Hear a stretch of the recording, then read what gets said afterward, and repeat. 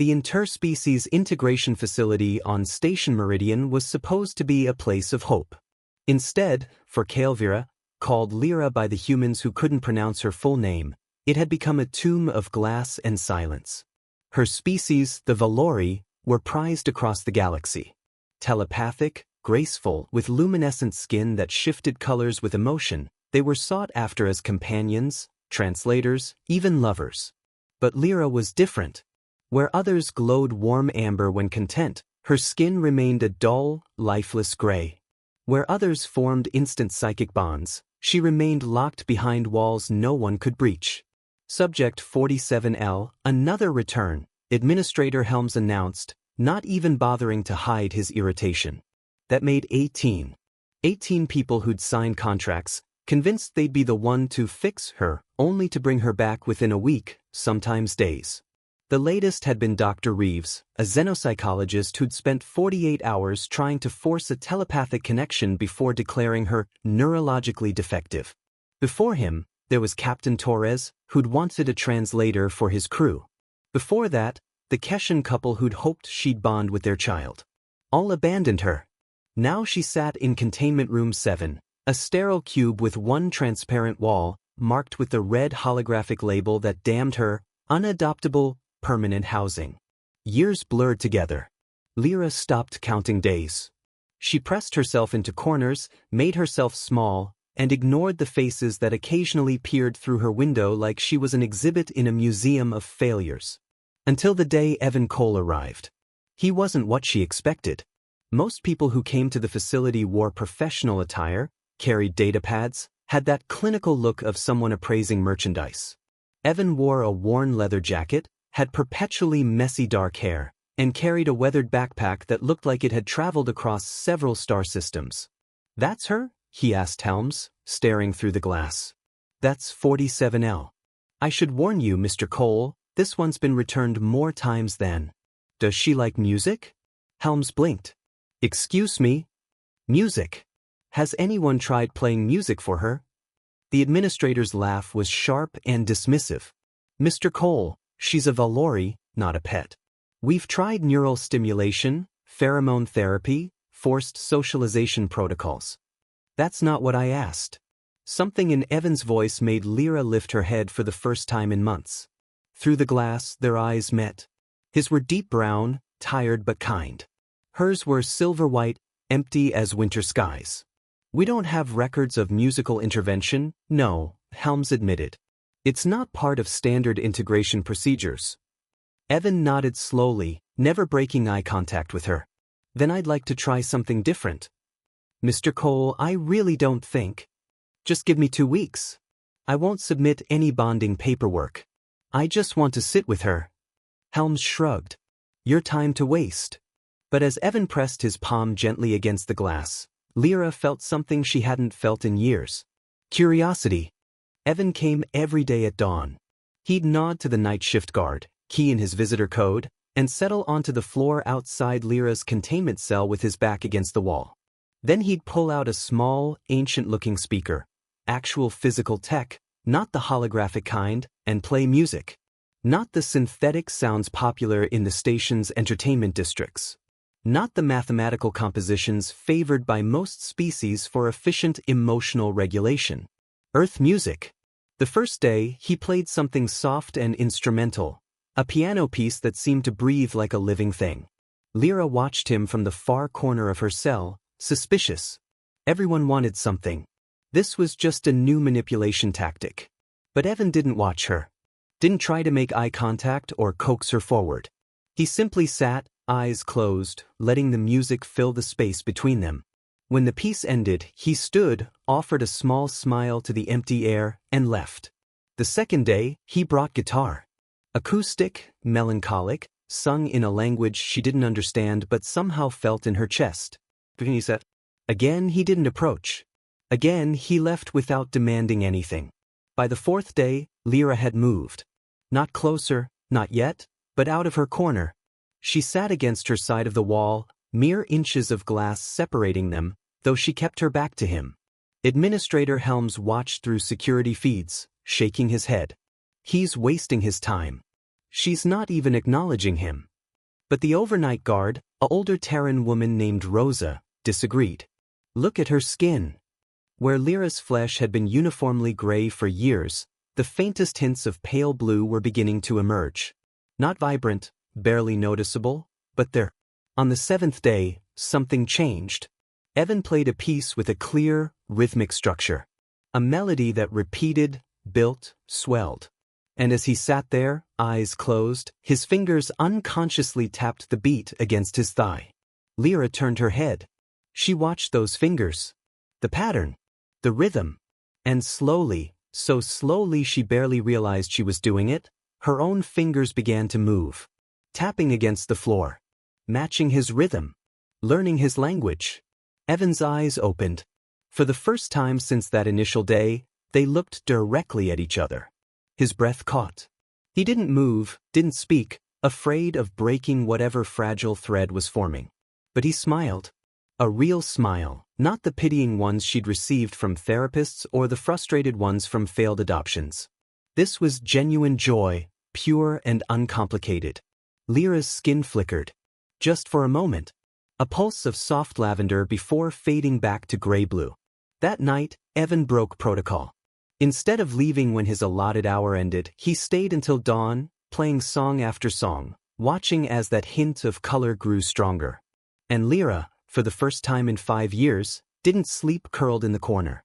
She slept against the glass, fingers still tapping faintly, learning the rhythm of connection. On the 10th day, Evan brought something different. Not just music, though the speaker still sat beside him, but a notebook. He sketched while the music played, his hands moving with the same rhythm she'd learned to recognize. Lyra pressed closer to the glass, watching the images emerge on his paper. They weren't technical drawings or data charts. They were her profile as she listened. Her hands as they moved to the music. The way her hair, silvery and fine as spider silk, caught the light. He drew her not as subject 47L, not as the broken one, but as someone beautiful. When he held up the sketch, Lyra's skin bloomed properly for the first time. Deep purple mixed with streaks of rose gold, the colors of Valori desire and trust intertwined. Evan's breath hitched. There you are, he whispered. The next day, Administrator Helms intercepted him in the corridor. Mr. Cole, I need to speak with you about your sessions.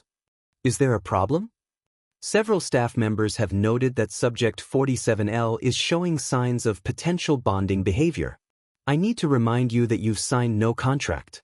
If you're going to pursue this, there are legal protocols. I don't want to own her, Evan interrupted, his voice sharp. I just want to understand her. That's not how this works. Valori either bond or they don't. If she's opening to you and you walk away, Helms shook his head. The psychological damage could be catastrophic. We'd likely have to euthanize her. Evan's face went pale. You'd what? It's protocol. A Valori who begins to bond and is then abandoned becomes catatonic.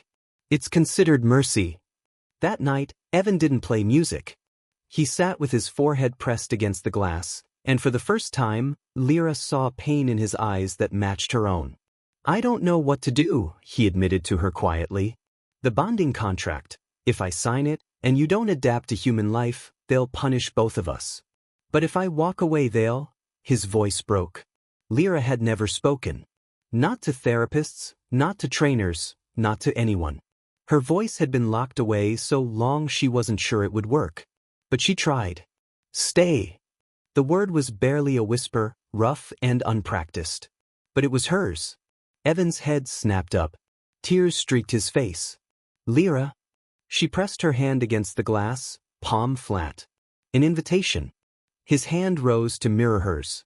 The glass was thin enough that she could feel the warmth radiating from his skin. Her colors blazed now, deep purple, rose gold, and flickering threads of crimson that meant something deeper, something intimate. If I sign that contract, he said softly, I'm yours. Completely. Do you understand? Not as an owner. As a partner. A mate.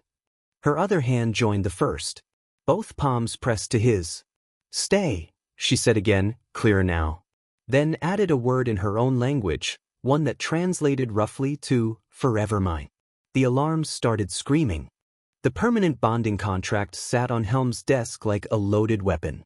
"You understand what you're signing," the administrator said, though it wasn't a question. "This isn't adoption. This isn't guardianship. Among Valori, this is marriage. Psychic, legal, and irrevocable." Evan stared at the document's glowing text. "I understand. If she fails to integrate, if she hurts anyone, if she becomes unstable, if she violates any provision of interspecies law, you share her punishment. Imprisonment. Exile. If they decide euthanasia is necessary, I'll die with her." "I know." Helms leaned back. "But you've known her for 2 weeks. You've spent maybe 30 hours in her presence. This is insane." Everyone else gave her days. Hours. They came with expectations and demands and walked away the moment she didn't meet them. Evan's hand trembled as he picked up the signing stylus. No one ever stayed long enough to learn her language. "She barely speaks." "She speaks perfectly. Just not with words." Evan signed. The document flared blue, binding his biosignature to the contract, then dissolved into the station's legal network. Somewhere in the facility's core, Lyra's status changed from unadoptable to bonded, permanent. "God help you both," Helms muttered. The containment field dropped. For the first time in 5 years, nothing separated Evan from Lyra. She stood in the center of her cell, trembling, her skin a chaotic storm of colors. Fear, hope, desire, terror, all churning together. Evan stepped inside. "Hey," he said softly. "I'm here. I'm not going anywhere." She moved like water, crossing the distance between them in a heartbeat. Her hands touched his face, the first physical contact with another being she'd had in half a decade. Her fingers traced his features as if memorizing them, and her skin began to glow steadily, deep purple and rose gold, warm and bright. "Evan," she whispered, testing his name. "Evan. Evan." Each repetition clearer, stronger. "Yeah, that's me." He was crying again, but smiling. "Hi, Lyra." Then she kissed him. It wasn't tentative or uncertain. Valori didn't bond halfway. When she pressed her lips to his, it was a claim as much as a kiss, and Evan felt something shift in his mind. A presence that wasn't quite telepathy but close. An awareness of her emotions, her thoughts, flowing around the edges of his consciousness like music. Belonging. His arms wrapped around her, pulling her close, and her body molded to his as if they'd been designed to fit together. Her skin was warm, almost feverish, and where it touched his bare hands and neck, it glowed brighter. When they finally broke apart, both breathing hard, Lyra spoke in full sentences for the first time. "They said I was broken. Empty. Wrong." "You were never broken," Evan replied, stroking her luminescent cheek. "You were just waiting for someone who spoke your language." Her smile was radiant. "Teach me yours." Every word. Every song. Everything. That night, Lyra left her cell for the first time. Walking hand in hand with the human who'd done the unthinkable. He'd stayed. 6 months later, Evan's small apartment in the residential quarter of Station Meridian had transformed. String lights hung in patterns that matched musical rhythms. Notebooks filled with sketches covered every surface. And in the center of it all, Lyra danced. She'd learned that Earth had thousands of kinds of music, and she wanted to experience them all. Right now, she swayed to something called jazz, her skin rippling through colors in time with the saxophone. Deep blues for the bass notes, bright gold for the highs. Evan watched from the kitchen, preparing dinner the old-fashioned way. Cooking was another language they'd learned together. She'd taught him to sense emotions through color and touch. He'd taught her the human art of expressing love through food prepared with care. "You're staring again," she said without turning, her developing telepathic sense picking up his attention. "Can you blame me?" She spun to face him, and even after months, the sight still took his breath away. Where her skin had once been gray and lifeless, it now glowed constantly with inner light. Where she'd once been silent and withdrawn, she now moved through the world with graceful confidence. But the change wasn't just in her. Evan had learned the Valori gift of emotional reading. He could sense moods in a room before anyone spoke. He'd started painting, not just sketching, abstract pieces that captured feelings rather than images. And he discovered that the bond went both ways. Sometimes he felt Lyra's joy so intensely it brought tears to his eyes.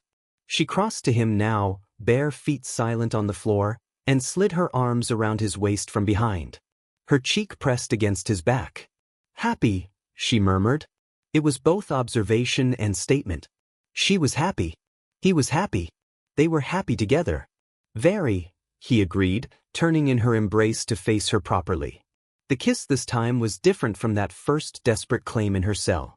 This was the kiss of two people who knew each other completely, who'd learned each other's languages so thoroughly that words were often unnecessary. When Lyra pulled back, her eyes were bright. "Administrator Helms visited today. While you were at work." Evan tensed. What did he want? To tell me there are others. 3 more Valori marked unadoptable. He asked. She paused, searching for the right words. "If we might teach others our method. Show them that what appears broken might simply be untranslated." Evan's hand found hers, fingers intertwining. "What did you say?" "That I would ask my mate." She used the Valori word, which carried connotations of partnership, equality, and choice, so different from the human concept of ownership she'd feared for so long. "I think," Evan said slowly, "that sounds like a good use of our languages. Both of them." Lyra's skin blazed with rose-gold joy. "Then we teach them. Together." "Together," he agreed. And as night fell over Station Meridian, music drifted from their apartment. A duet now, his humming bass harmony beneath her crystalline Valori tones, 2 species learning that the most beautiful songs are the ones no one thought possible.